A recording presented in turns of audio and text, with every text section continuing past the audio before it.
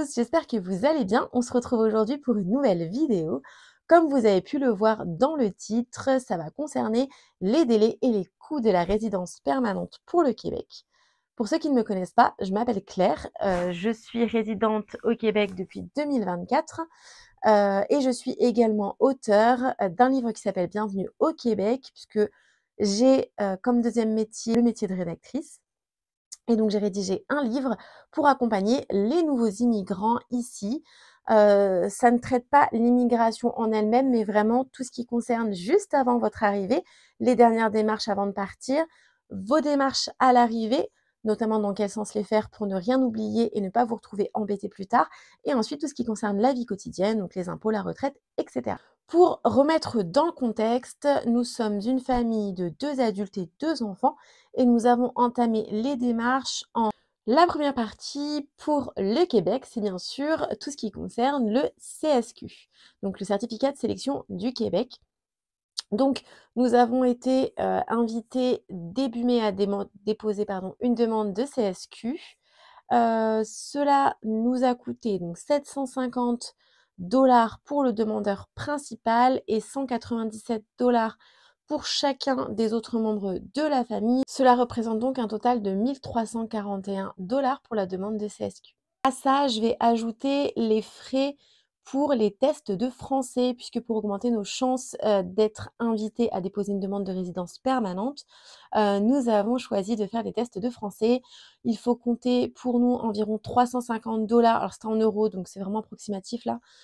350 pour le demandeur principal et environ 200 pour le conjoint. Donc la demande de CSQ a été remplie mi-mai. Nous avons passé les tests des valeurs démocratiques québécoises fin mai.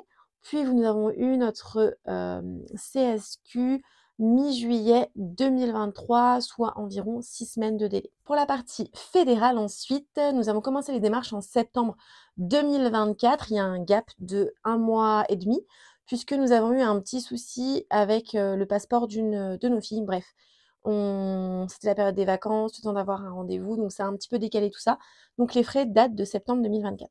Donc il y a 2 types de frais pour la demande au fédéral. Il y a les frais de traitement et les frais de résidence permanente en eux-mêmes. Pour le demandeur principal et son conjoint, ça nous a coûté 850 par adulte et 575 de frais, de droits de résidence permanente par adulte. Cela représente donc un total de 1 425 par adulte. Pour les enfants au niveau du fédéral, ça nous a coûté 260 par enfant. Donc nous avons 2 filles, pour un total de 3 360 pour la partie fédérale. Nous avons donc déposé la demande autour du 10 septembre et nous avons été invités à faire la visite médicale pour toute la famille environ mi-octobre. Donc nous avons passé la visite médicale à 4, sachant que tous les 4, nous avons passé une visite avec le médecin, puis nous avons tous les 4 fait une radio pulmonaire et seulement les adultes, nous avons fait la partie bilan sanguin. Ça nous a coûté 1 300 €, ce qui fait un total de 1 937 $. J'avais jamais converti en dollars pour tout vous dire. Voilà, je comprends pourquoi ça nous a coûté si cher. Ensuite, nous avons fait notre biométrie. Ça nous a été demandé uniquement pour les adultes.